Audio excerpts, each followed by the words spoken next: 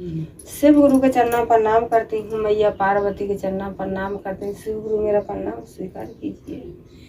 साहेब भैया के चरणों पर नाम करती हूँ, नीलम दीदी के चरणों पर नाम करती हूँ, मेरा प्रणाम स्वीकार हो। देवी देवताओं के चरणों पर नाम करती हूँ, सभी माता पिताओं को प्रणाम करती हूँ, सभी गुरु बहन गुरु भाइयों को प्रणाम करती हूँ, मेरा प्रणाम स्वीकार हो।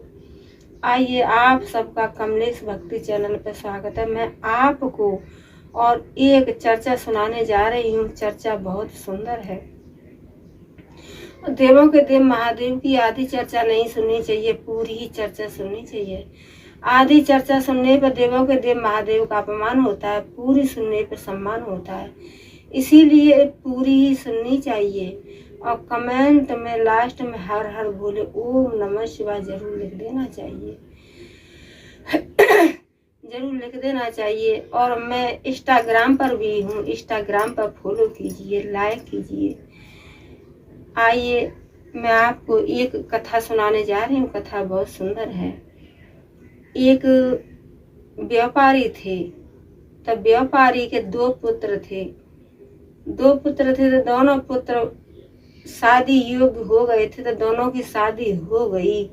तब व्यापारी का काम था व्यापार करने के लिए।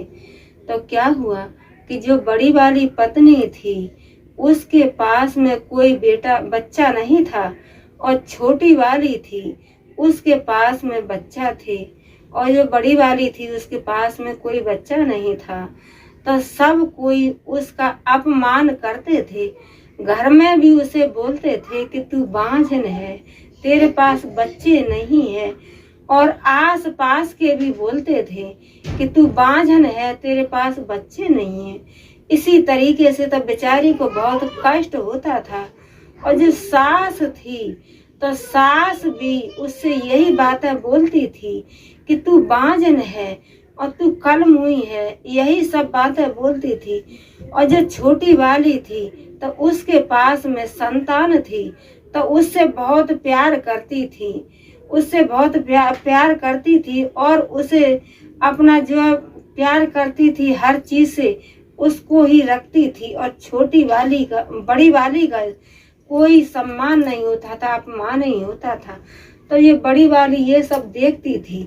तो वो शिव की शिष्या थी बड़ी वाली।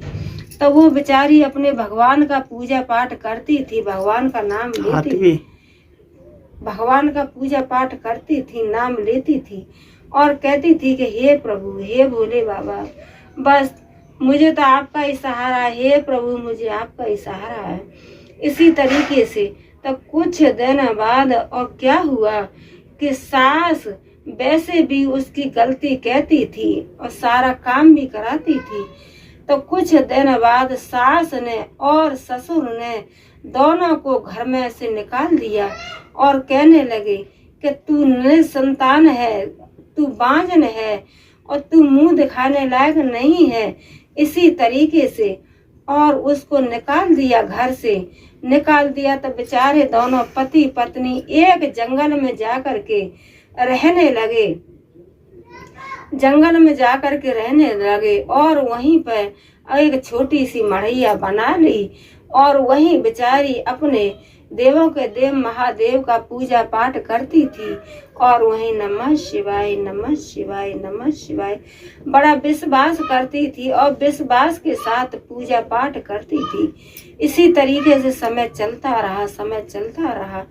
तो जो उसका पति था वो तो बेचारा जाता था जंगल में लकड़ी काटने के लिए, लकड़ी बीनने के लिए, और वही लकड़ी बाजार में बेच करके और अपना घर गृहस्थ का, अपने दोनों पति पत्नी थे तो उसी से अपना पेट चलाते थे। तो एक दिन और भोले बाबा आए, शंकर जी आए एक साधु का रूप रख करके और कहने लगे कि बेटा जंगल में रहती है। बोली हाँ बाबा, कि बेटा कुछ जो भिक्षा दो, कुछ भिक्षा दो। तो उसने क्या किया, कहने लगी कि हे प्रभु, जो मेरे पास है ये थोड़े से चावल है, मेरे घर में थोड़े से गेहूं है, यही आपको दे देती हूँ। और मेरे पास पैसा टका तो कुछ है नहीं, क्यों कि मेरे पति तो खुद अपना लकड़ी काटते हैं जंगल में और लकड़ियों से ही अपना गुजारा करते हैं प्रभु, तो पति तो यहाँ पे है नहीं। तो उसने थोड़े से चावल दे दिए और जो साधु जी थे उन्होंने और उसको एक आम दिया था और कहने लगे साधु जी कि बेटी आपके पास कोई संतान नहीं है और ये एक आम मैं दे के जा रहा हूँ, एक फल दे के जा रहा हूँ और इसी फल को आप ग्रहण कर लेना तो आपके और एक संतान पैदा होगी। तो वो ये बात सुन करके बड़ी खुश हुई।